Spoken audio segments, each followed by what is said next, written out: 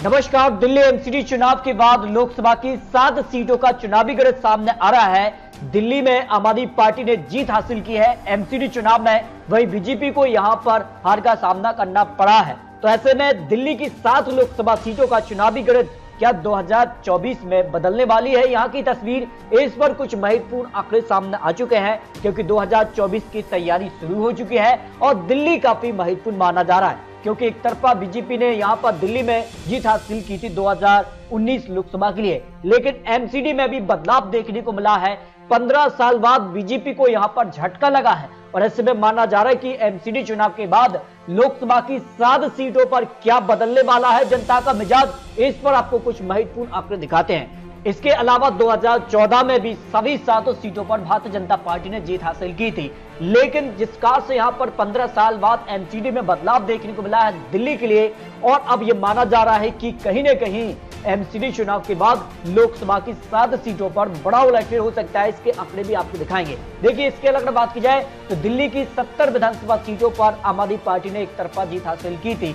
यदि बात की जाए अब विधानसभा चुनाव में भी आम आदमी पार्टी है, एमसीडी में भी आम आदमी पार्टी आ चुकी है, लेकिन लोकसभा चुनाव के लिए क्या आंकड़ा बन सकता है? 7 सीटों का चुनावी गणित सामने आ रहा है। देखिए, अगर बात की जाए तो बीजेपी सांसदों के रिपोर्ट कार्ड के हिसाब से जो विश्लेषण और जो यहाँ पर जानकारी है, उस हिसाब से काफी बड़ा उलटफेर होने की संभावना दिल्ली की 7 सीटों पर लगाया जा रहा है। देखिए, अगर बात की जाए तो यहाँ पर मीनाक्षी लेखी नई दिल्ली से जो यहाँ पर सांसद है, उनके क्षेत्र की अगर बात की जाए तो यहाँ पर 25 वार्ड हैं और यहाँ पर आम आदमी पार्टी ने 20 वार्ड और बीजेपी ने केवल 5 वार्डों पर ही जीत हासिल की है। यानी यहाँ की जनता सीधे तौर पर आम आदमी पार्टी से जुड़ी है। विधानसभा चुनाव हो या फिर एमसीडी हो, अब लोकसभा की बारी है, तो एमसीडी के बाद लोकसभा के लिए क्या आंकड़ा बनेगा? क्या मीनाक्षी लेखी के क्षेत्र यानी नई दिल्ली में कहीं न कहीं आम आदमी पार्टी की यहाँ पर वापसी हो सकती है? ये काफी महत्वपूर्ण आंकड़े आ रहे हैं। देखिए, अगर बात की जाए तो बीजेपी के ही यहाँ पर रमेश विदुरी साउथ दिल्ली से जो है, यहाँ से 37 वार्ड है और यहाँ पर आम आदमी पार्टी ने 23, बीजेपी ने 13 और कांग्रेस को 1 वार्ड पर जीत मिली है।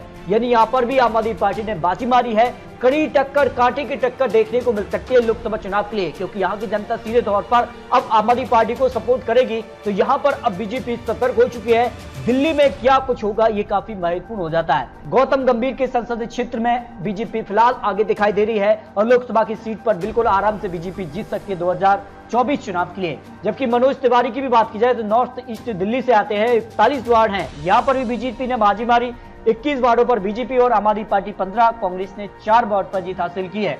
लेकिन यहाँ पर भी माना जा रहा है कि कहीं ना कहीं जो है आम आदमी पार्टी बीजेपी में कड़ी टक्कर लोकसभा चुनाव के लिए यहाँ पर देखने को मिल सकती है। फिलहाल बीजेपी का यहाँ पर पलड़ा भारी हो सकता है 2024 को लेकर जो विश्लेषण अनुमान है।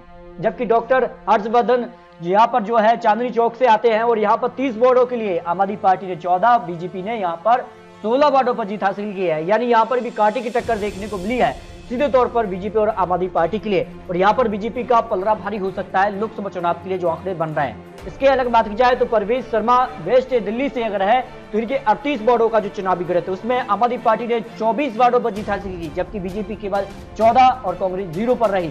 यानी सीधे तौर पर यहाँ पर भी आम आदमी पार्टी और बीजेपी में कड़ी टक्कर। बीजेपी सांसद हंसराज के लिए अगर बात की जाए नॉर्थ वेस्ट दिल्ली से कुल 43 वार्ड हैं, सबसे ज्यादा वार्ड हैं, और यहाँ पर बीजेपी को केवल 14 वार्ड, आम आदमी पार्टी ने यहाँ पर 26, कांग्रेस 1 और अन्य के खाते में 2 वार्ड पर जीत मिली। यानी यहाँ पर भी आम आदमी पार्टी ने बाजी मारी। इस तरह से यहाँ पर 7 जो यहाँ पर सांसद हैं उनके रिपोर्ट कार्ड के हिसाब से कहां किसका पलड़ा भारी रहा है, आम आदमी पार्टी कहां आगे दिखी और कहां पीछे दिखी, उस हिसाब से काफी चौंकाने वाले आंकड़े बन रहे हैं। जो अनुमान लगाया जा रहा है कि इस बार दिल्ली में बड़ा उलटफेर हो सकता है। अब जो दिल्ली के लिए अनुमान लगाया जा रहा है बीजेपी सांसदों के रिपोर्ट कार्ड के हिसाब से जो सर्वे है 7 सीटों के लिए, उस पर देखें अगर तो बीजेपी फिलहाल यहाँ पर जिस कहा से यहाँ पर एमसीडी चुनाव के रिजल्ट रहे उसमें बीजेपी 3 या 4 सीटों पर आगे दिखी है। 1 या 2 सीट ऐसी नहीं जहां बिल्कुल कांटे की टक्कर देखने को मिली।